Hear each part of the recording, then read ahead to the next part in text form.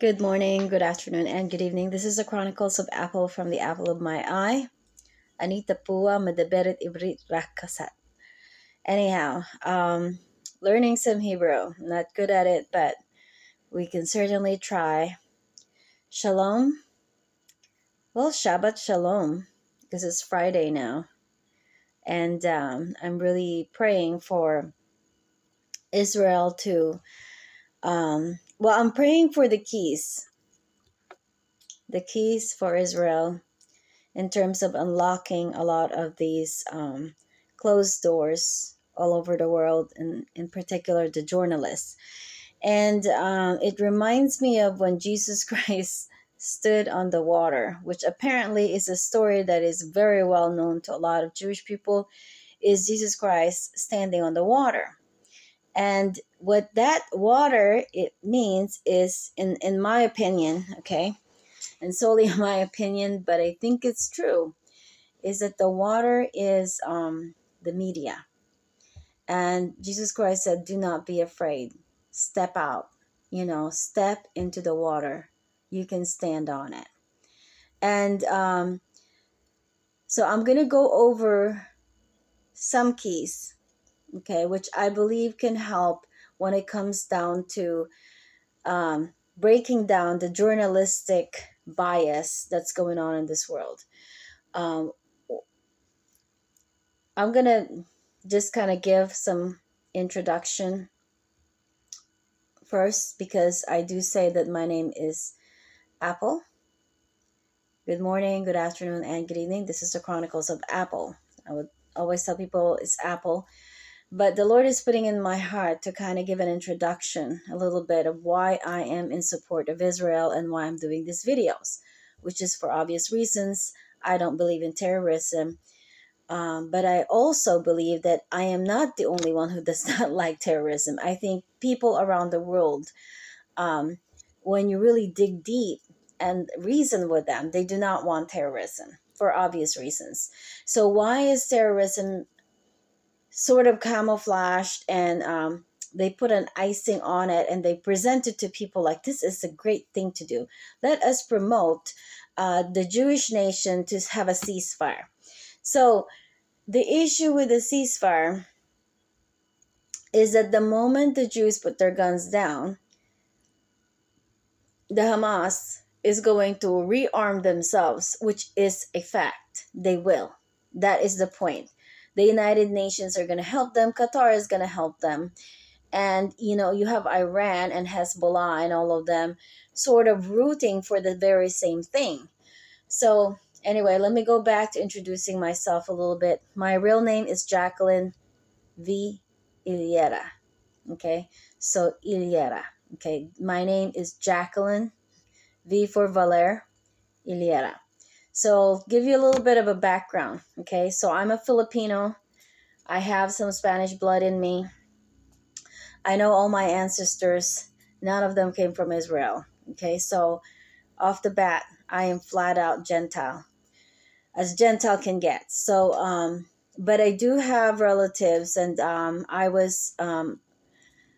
asked for prayer one time, and I was asking for peace. I feel like in my early 20s, I lost my parents. I lost my dad at 19, and I lost my mom at 26.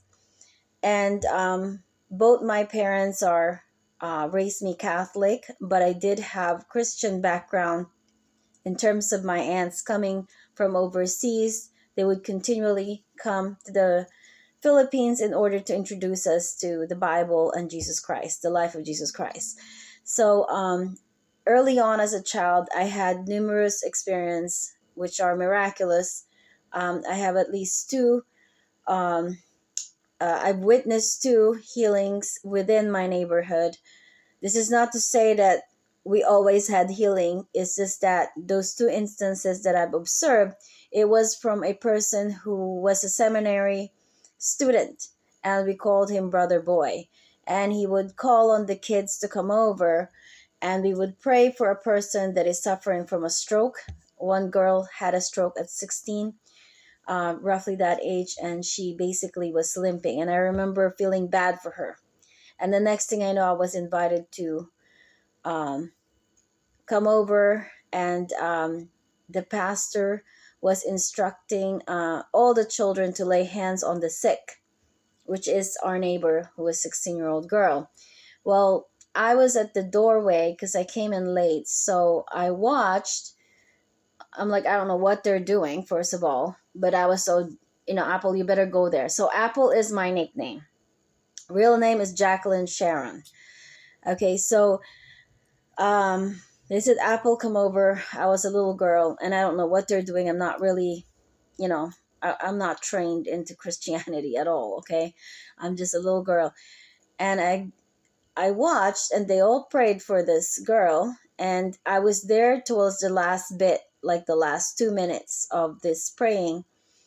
And the next thing I know, this girl I had observed limping for several days or months, however many weeks she was limping, eventually stood straight and started walking.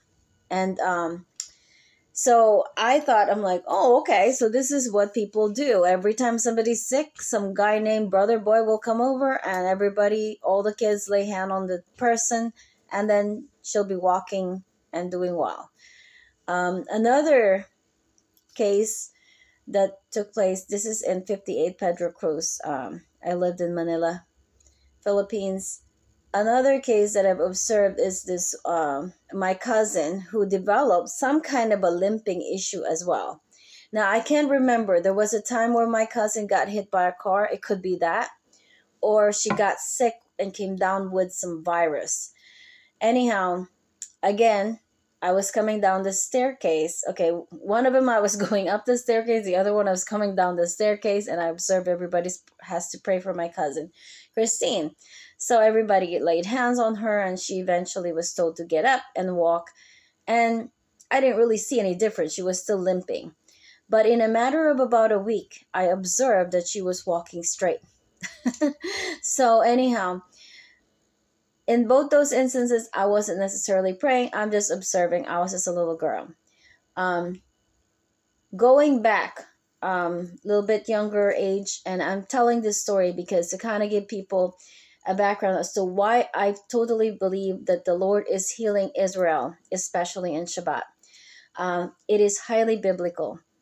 There are many healing that has been performed by Jesus Christ right on the weekends, and I'm not even sure if raising people from the dead happened on the weekend. I am not saying here that all the Jews should only pray for healing and not even go to the doctor. I'm not saying that, but what I'm trying to say is prayer works, and you pray when somebody's headed for the hospital. Okay, take the person to the hospital and start praying the moment you can. It should not be the last resort. It should be the first resort, and take the person anyway to the hospital, or if you need to give a medication, take medication. I am not against medication. I'm not against doctor. I do not believe in a Benny Hinn type. If the Lord grants it, there are people that can have a gift of healing. But the gift of healing is not only centered on physical deliverance. It is also demonic deliverance. And anyway, another thing I wanted to talk about, and I'm doing this as quickly as I can because I want to get to the keys. I want to get to the keys to help out with Israel. Okay. Another experience I had, and this was much younger age, and I'm not sure exactly why this was the case. I was not necessarily ill. I was not in a traumatic experience. I was basically just a little runt running around in the neighborhood. We had like what they call the compound. It's a very ghettoish looking apartment, especially right now, but it was my grandmother's abode. And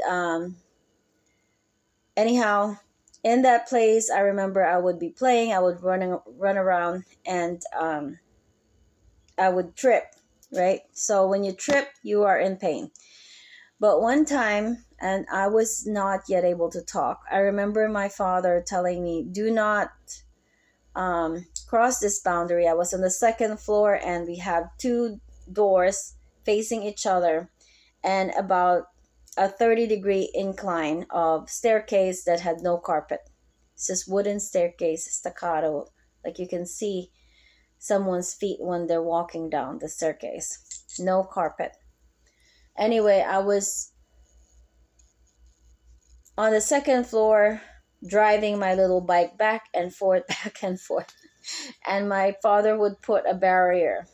Well, I remember my dad telling me, Apple, do not, whatever you do when you're riding your bike, do not turn your bike in this direction, which is towards the staircase. So lo and behold, one of those days, my nanny was downstairs, just outside. I could hear them talking, and I was on the second floor, bored out of my wits, riding my bike. They forgot to put the barrier, and I remember my dad telling me not to turn, and guess what I did? I looked down, and there goes my, when a child looks to the left, your entire reflex is to move your entire body. So as I turned this direction, the next thing I know, I was going down with a metal bike, not like a plastic one, a metal bike on a wooden staircase with no carpet whatsoever. And as I rolled down, it went into a slow motion. It was totally like a cotton ball. And I remember my bike separated from me. It went to the floor, and there I was falling down. But it was so painless. If anything, it was quite an adventure. So I remember thinking to myself, wow, this is so interesting. Like, I am falling down slowly. So it was very slow, and I couldn't really talk yet. But that was pretty much the memory that I could recall. Like, I fell down the staircase and I had absolutely no pain. But if I were to run straight and trip, all of a sudden I hit my shin and I would be in excruciating pain. So I know something was off there. Needless to say, I was never really scared of heights. I'm very good at climbing, hiking, and whatever else, even though my knees hurt more or less nowadays than it used to. But I don't have fear of heights because of that particular experience. Then at some point I'm able to talk already, and I was in my room, the same place, 58 Pedro Cruz. On the left side of there's only 2 rooms upstairs, and on the left side is the one room that me and my sister occupied, and my parents would come sleep there with us, in our bunk beds. My dad created a 2 metal frame bunk beds and put it on top of each other and welded it. And he painted it blue. And in the Philippines, paint do not last very long. But he painted it blue, like a baby blue color. And one day I was sleeping, and at the time, I think either my sister or my cousin, they would have a wiggle tooth. And when the wiggle tooth happens and you pull it out, my dad said, you keep it in a treasure box. The little treasure box, and that's probably, it was kind of an ornate looking thing, but, it wasn't of much value. But a little treasure box. And he says, oh, you put the wiggle tooth in there, and the next day, you're going to get money. So my dad is into like surprising us with either food or a little money or a pet. So I was looking at that and was like, I'm pretty sure my dad puts the money in there. But he said it's a fairy tooth god. Fairy tooth god will come in and take the tooth and give you money. So anyway, I believe this. And one day I was taking a nap on an afternoon around maybe 5. I don't know, whatever time it was. I know that it wasn't quite, dark, but it was kind of a dusk. So I took a nap. The lights were on, and when I woke up, there was a man who had moved from the center of the bed, at the foot of my bed, to the left, so that I could see him. And when I looked at this person, I said to myself, I've never seen such a kind eyes. Very humble. The eyes are very humble. But the features is not Filipino because it's very three-dimensional. Like Filipinos have fairly flat face. Not this one. He's not, and I know he's not one of us because he's standing there and he was wearing, first time I've ever seen sandals, first time I've ever seen a man wearing a robe, and the first time I've ever seen a man wearing a big blue hanky. I call it the big blue hanky. It's a sash. He's wearing a big blue sash, and his hair was down to here, and it had some waves to it. But the eyes and the features is so Middle Eastern. And so I looked at him and I was so happy. Just something about like seeing him made me so happy. And the first thing I said was, I finally met a foreigner. And after I said that to myself,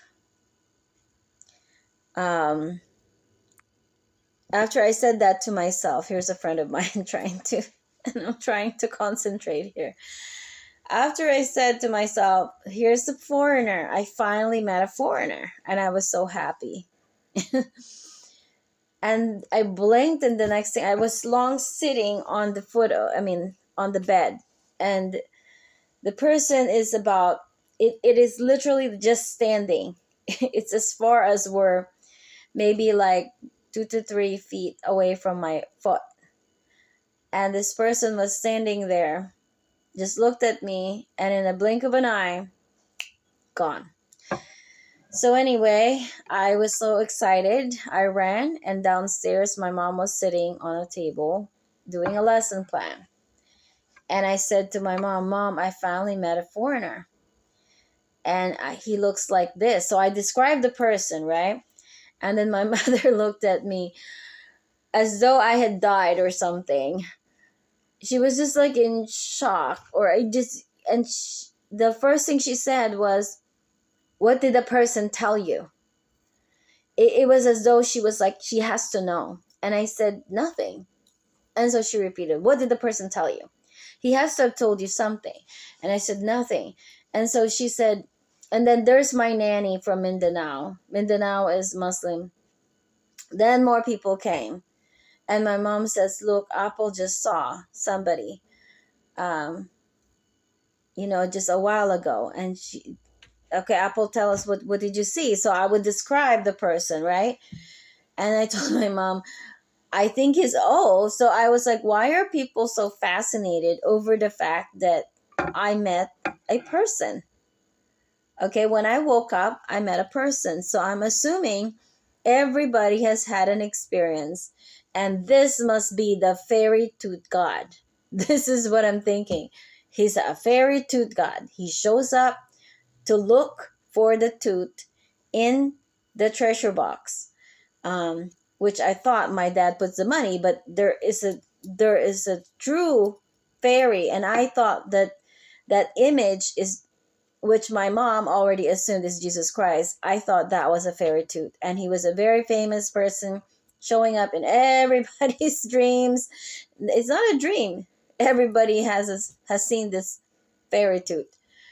So later down the line, I got to understand more, like, as I went to a Catholic school and there's Jesus Christ. But I never told anybody this story. Very rarely did I ever even think about it as a little girl. And what I had experienced in the Philippines is numerous calamities. We would have 3 or 4 crazy storms that would flood the place.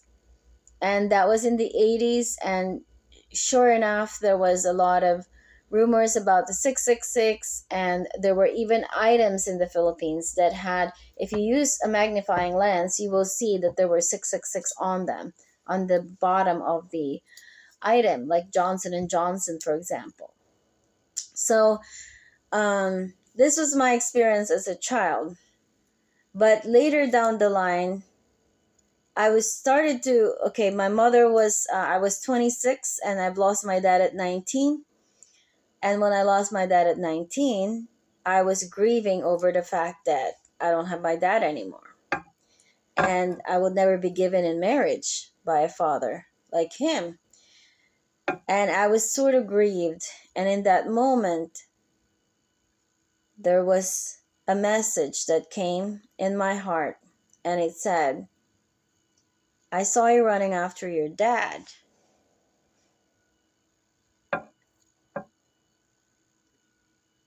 And now I want you to run after me.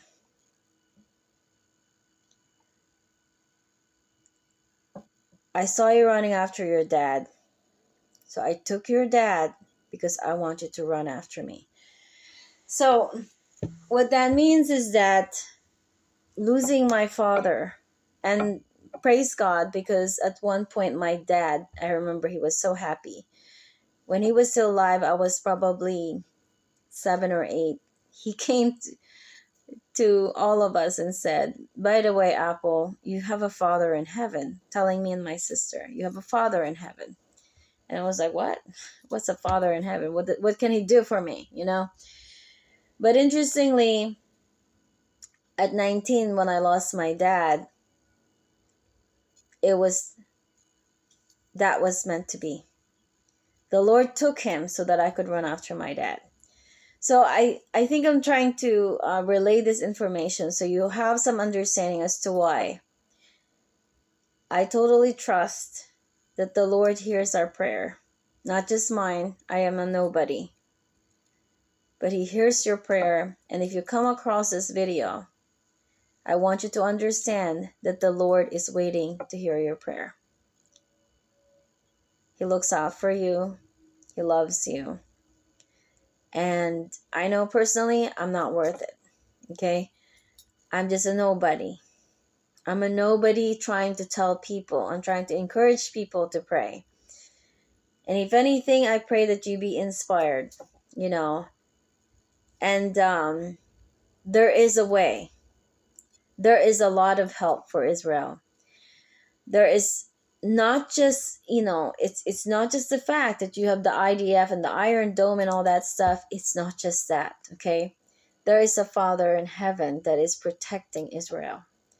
And His Son came in this world, and He will show up when you least expected. Now, when I had a vision of Christ, okay, it wasn't because I was sick, it wasn't because I was traumatized, it wasn't because I was special. I was not even a good kid.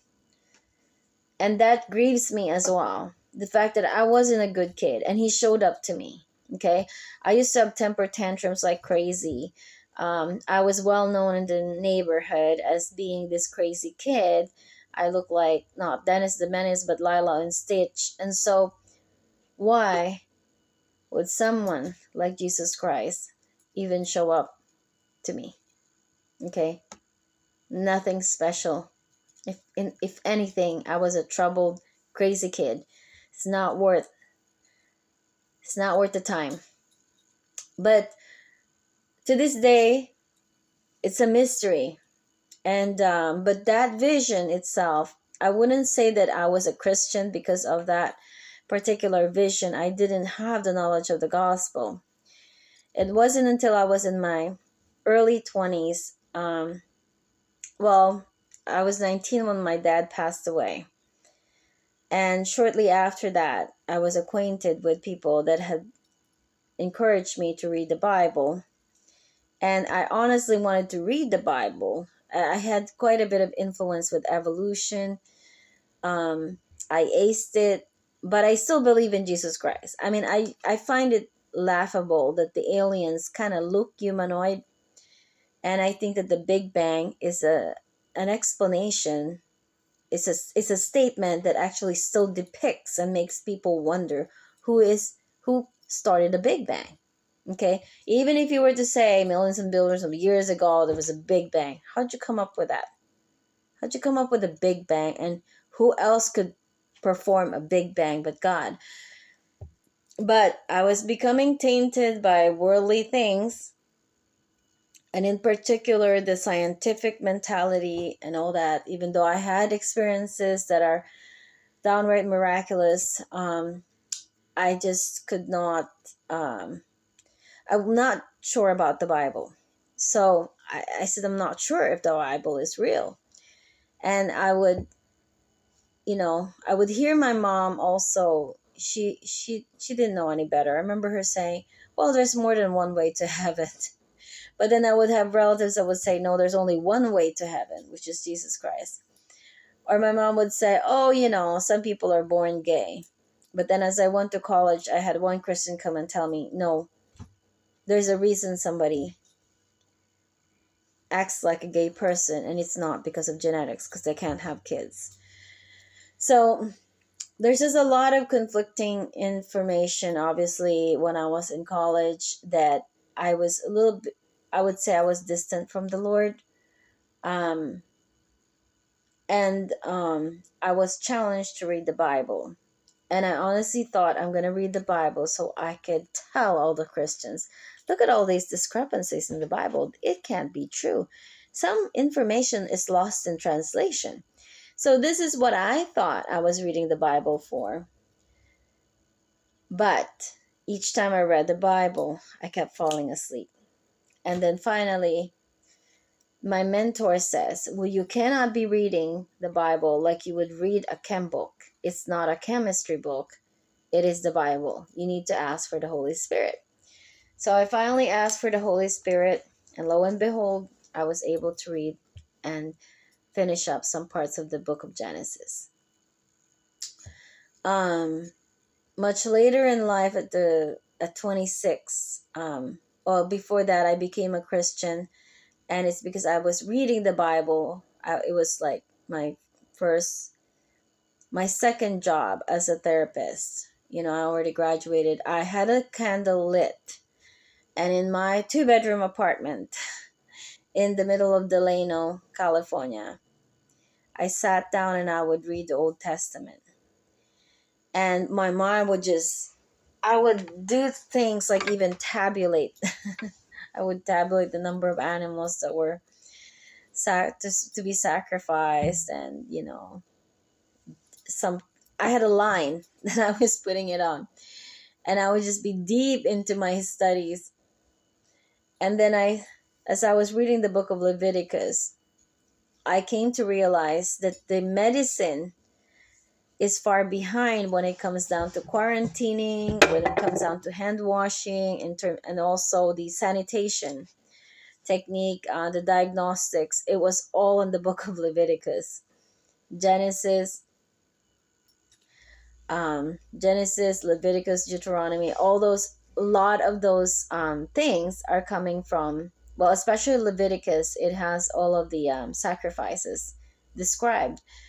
And I remember I stood up and I said to myself, oh my gosh, the Bible is real. The Bible is real. And I was just not hysterical, but I was just like making a point. I figured it out. Like, the Bible is not what I think it is. It is real. It is alive. And it's meant for us. And the Lord told the Jewish people. So the next day I came out, and I honestly could not believe that the sky was so beautiful. I've never observed the sky this beautiful. The trees are so beautiful. They were so green. And when I see a little piece of the mountain, I was just like in awe. And I was just like a cat who's never been outside the house, fascinated with everything.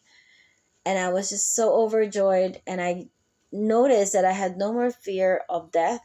I didn't care. I'm not worried about accidents. I used to have fear about getting into an accident, and I have not done anything besides graduating college. I don't have a family, I don't have a kid, and so.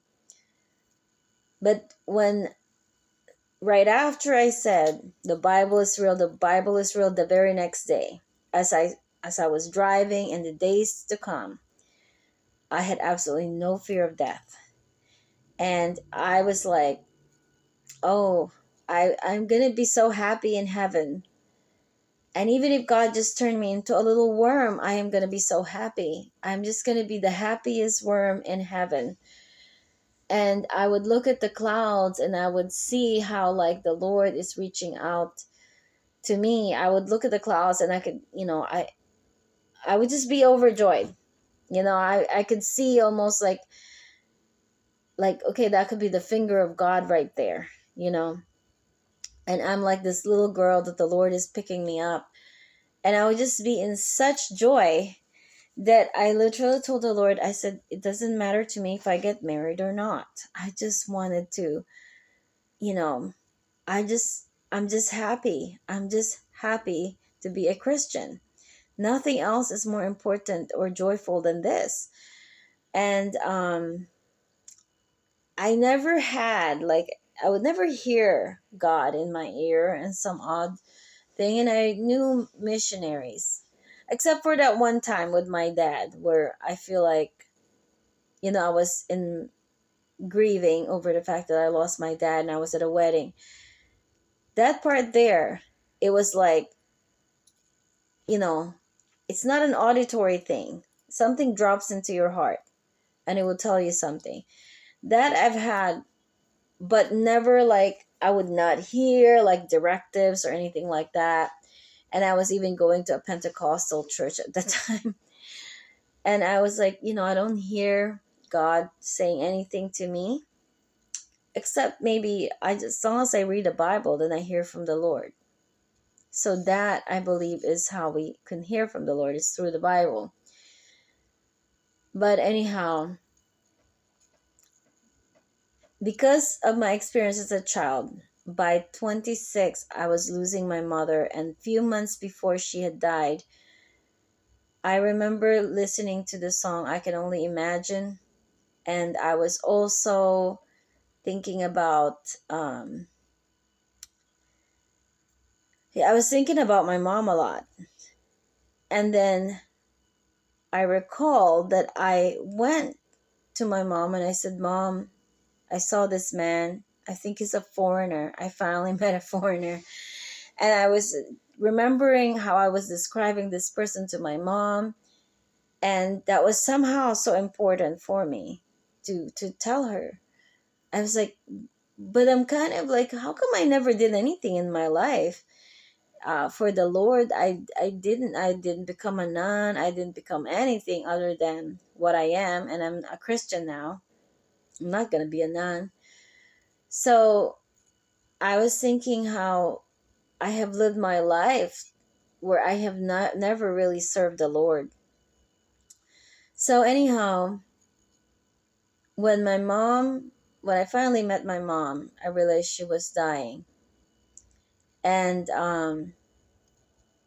again, that was 26. I started to think about the vision that I had of Jesus Christ and what could that mean in my life.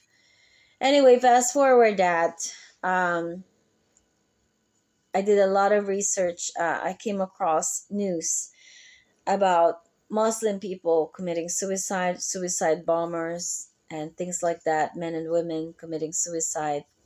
And I honestly believe there was a story of this woman who committed suicide. She bombed herself. I believe it was in Israel at a restaurant. And when I heard that story, I was so touched by it. And I was like, oh gosh, I wish somebody told that Muslim girl that she didn't have to do that. And I had a feeling it was as though I know this woman. And in my heart, I was like, somebody should have told her. I think that she was suicidal to begin with. Maybe she didn't like her life, but now she found a reason to blow herself up and make use of her suicide. I just felt that way, and I was doing pro-life ministry, and there were people being encouraged to upload YouTube videos in support of pro-life. And I was doing pro-life, but somehow I was like, I wanted to do a YouTube video where I am gonna dress up as a Muslim. And my point of doing that is that if I dress up as a Muslim, I will attract the Muslim people to converse with me and to let them know that they should not be committing homicide, suicide, mission. So I did a lot of these, and I honestly was not sure how effective it is. It was so pains. It was like I was working as a manager at a skilled nursing home in Marin, and it was 2010, 2011, right around that year. This is after Obama is already in power. There were a lot of issues when it comes down to terrorization from the Muslim, radicalized group or Islamists.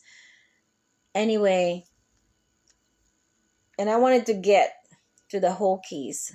I mean, I can't give you all the keys, but the few keys that I could think of in terms of how to intervene in the journalistic sense around the world. Okay, so I need to complete this story because the Lord is putting in my heart to complete this story. So I started to think, okay, why did I had a vision of Jesus Christ? I've not done anything for him. Then there was all these Muslims committing suicide. I'm like, nobody ever told them. They seemed to be so ignorant, and I felt so horrified that they were just gonna die like this. And I got on the YouTube videos listening to in a very low, just like I'm doing right now. It's a very low budget. I mean, it's just pretty much just uploading, and I would listen to the audio of the imam, and I would rebuttal that with a video. Now, obviously, I'm very brave to do it because I'm just talking to the screen. But I did get some traction, and there were Muslims that were collaborating with me on the comments, which is exactly what I wanted. Because prior to that, I used to chase them down until they completely blocked me off of every YouTube that I would make comments about, Islam and everything. Now I was thinking, everybody says it's a dangerous thing to tell anybody that Muhammad is not a true prophet. But I was doing my research, and I was like, no, I'm going to do it. What have I got to lose? I don't have kids. I don't, my parents are gone. They're not going to worry about me. And my sister doesn't have to worry about me either. But I just felt this boldness coming to me. And it was like, I have to do it because it's just, I'm tired. I'm tired of listening to all these suicide bombers. And I'm like, we never told them the truth. So I would do the video every single night, which is actually it's getting repeated, but this time I'm doing it for the Jewish people every single night, every single morning. During my breaks, I would make video. It doesn't matter to me how many people would see it, but I'm going to do it. And I had one video that actually went viral, and it's because I was talking about happy feet. Anyway, I don't want to get distracted from that, but I would check the analytics, and after several months of doing these videos, or several weeks, I don't think it's not like half a year or anything like that. I think by 6 weeks or so, the Lord shifted my attention in praying for the Muslims to praying for the Jewish people. But I would cover my face for each one of those videos, and it was under the name Hudna 1. When I checked the analytics of this, it was all Muslim people looking at it. Like the region that would pop up looking at my face, they were all Muslims. Now, one thing I could tell you, quite interestingly, is that no matter how many people said you should be in fear and everything, nobody went to attack me. Nobody. Now, there could have been hackers. I could have done something wrong or something, but nobody did. Okay, no one came and attacked me personally. I remember even making jokes about it. Go ahead and throw this, crash this screen, and I will sell you, a new television or a new whatever. Anyhow, I was just very bold. I wanted to let them know the truth, and I was willing to stake my life for it. I figured it would be worth it. I mean, if they're gonna be suicidal, I'm going to tell them, So I got super brave over this. And I didn't care what people would say. I just figured, okay, let them try. Okay. And, I think it had a lot to do with the fact that, the Lord did put in my heart after I lost my dad that He took my dad because He wanted me to run after Him. And this was my way of running after God. And I'm not running after God because I'm trying to earn my salvation. Salvation is free. It's from grace. Grace is free. If you were to confess, you have so much. If you do something as simple as to confess with your mouth, Jesus Christ is my Lord and Savior, you can be saved. Now, the conviction is when you start to feel really sick of your sin and you want to turn away from it, then you are fully repentant. And if you believe that Jesus Christ is the Son of God, who came to this world, He was born of the Virgin Mary, He suffered, died, and was buried, and on the third day He rose again, and you repented from all your sins, you are now a Christian. So, anyhow, I know that Jewish people have a hard time accepting Jesus Christ, and there is a blindness, but just like I did for the Muslim, I don't want to be overly censored in this video, and I will be politically incorrect for the purpose of relaying the information as sincerely as possible. So anyway, now that I give you a little bit of my background as to why I'm doing this, which is obviously, something that the Lord put in my heart over and over and over again. And, I lost the YouTube video. There may be some of those Hudna one that is still online, but most of them are gone. I did other things that is just like acts of foolishness, nothing special, just making videos, playing music or singing. But anyway, let's go back to the keys. Again, look up the story of Jesus Christ walking on the water, and the water is media. And as long as you do not allow the fear to get in the way, you will be able to walk on the media. So that is one key, is to remember what Jesus Christ said to Peter, come out, come and walk, and when we walk, okay, Jesus Christ is a Jew, is the most famous Jew in the minds of the Jewish people.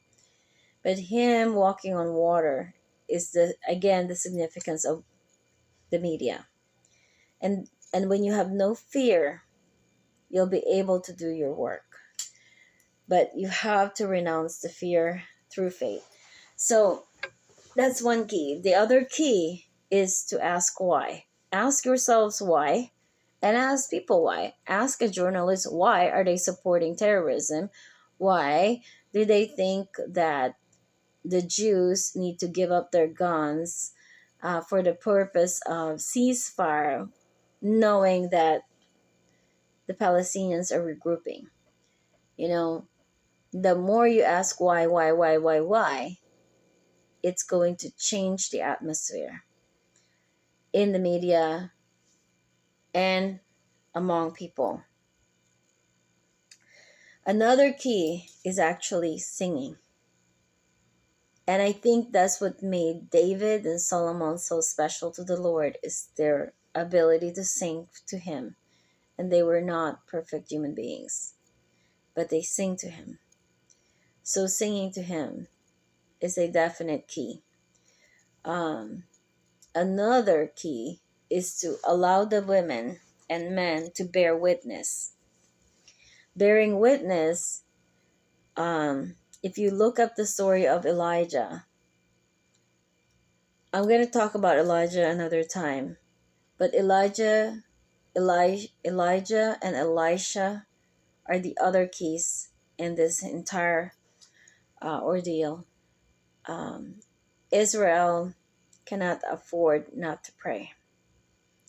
Through the prayer, there will be massive deliverance, and there's going to be joy. So anyway, this is it for now. I am tired and I need to regroup. I need to rest. And I want people to look up the story about Jesus walking on water and the story of Jesus Christ calming the storm. So, anyway, thank you and God bless. Shabbat Shalom. And goodbye. Goodbye. Hello. Peace. Shalom. Shabbat Shalom.